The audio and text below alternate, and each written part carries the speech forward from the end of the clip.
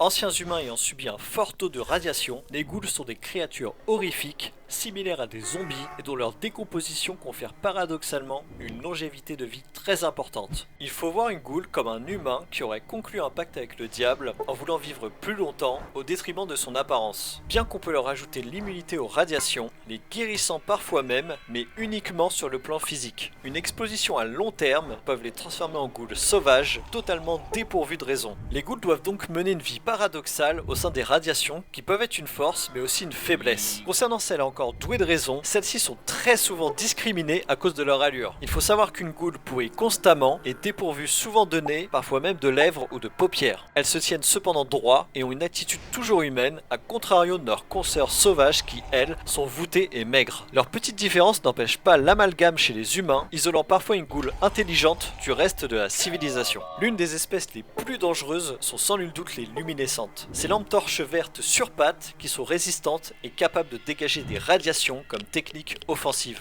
Très peu de luminescentes sont intelligentes encore, mais on peut citer en exemple Jason Bright, qui créera une confrérie éponyme visant à partir dans l'espace pour trouver un nouveau monde. L'origine des ghouls fit face à une certaine controverse de la part des développeurs. De base, tout le monde valide le fait que la création d'une ghoul, c'est par l'exposition aux radiations. Mais Chris Taylor, un des concepteurs du jeu, appuiera le fait que les ghouls pourraient être conçus aussi par le VEF. Il sera appuyé par un autre concepteur, Chris Avellone, et auteur de la Bible de Fallout, avant de changer d'avis, laissant place à quelques contradictions. Personnellement, je pense qu'il est tout à fait possible que les deux cas de figure engendrent des ghouls. Harold est un mutant mais aussi considéré comme une ghoul par les développeurs, bien que le terme ghoul soit générique et qu'Harold ne veut pas être appelé ainsi. C'est un sujet épineux auquel chacun peut avoir son interprétation sur le VEF.